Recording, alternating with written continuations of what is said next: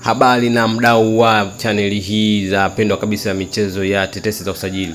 Leo tunao jambo kubwa kabisa kutoka kwa klabu ya Simba baada ya kutajwa kuwania tuzo za klabu bora ya mwaka Afrika, na huku nahodha wake Shomari Kapombe naye akiwania tuzo ya mchezaji bora ya mwaka kutoka CAF. Hii ni heshima kubwa sana kwa Simba na hata kwa Tanzania kwa ujumla.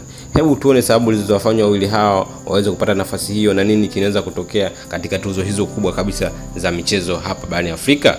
Na kama ndio utakuwa mara yako ya kwanza kabisa unajiunga na chaneli hii pendwa kabisa ya michezo, basi usisahau kusubscribe ili kuwa kwanza kupata taarifa mpya zinapotoka za hapa Tanzania na vile vile hata nje ya mipaka Tanzania pia. Kwa mara nyingine tena Simba imeonyesha ubora wake katika mashindano ya ndani ya nchi na hata yale ya nje ya nchi.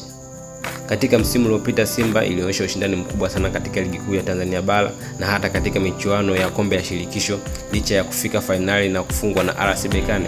Hata hivyo, licha ya kupoteza fainali hiyo, bado CAF imeona mchango wa klabu hiyo katika michuano ya kimataifa. CAF imetambua hayo yote kama moja ya sababu za Simba kuingia kwenye orodha ya vilabu bora pamoja na timu kama Mamelodi Sundowns, ASEC Mimosas na kadhalika. Kwa upande wa wachezaji binafsi, jina la Shomari Kapombe limeendelea kuwa gumzo. Shomari Kapombe amekuwa muhimili mkubwa sana wa Simba kwa muda mrefu, akiongoza safu ya ulinzi kwa nidhamu, uzoefu na uongozi wa hali ya juu kabisa.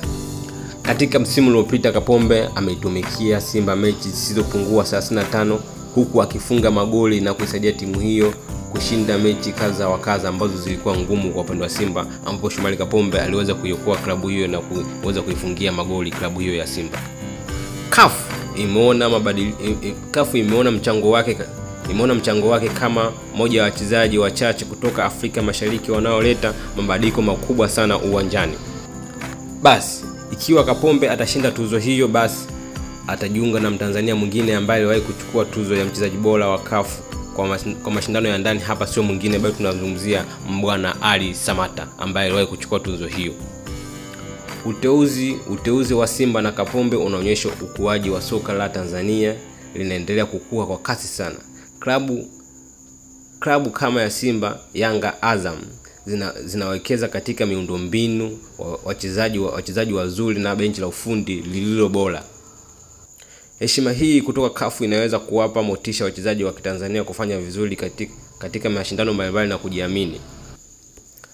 Kama Simba na Shomari Kapombe watachukua tuzo hizo, basi itakuwa ni heshima kubwa na historia sana kwa Tanzania, kwani itakuwa ni mara ya kwanza kabisa kwa klabu kutoka Tanzania kuweza kuchukua tuzo hiyo.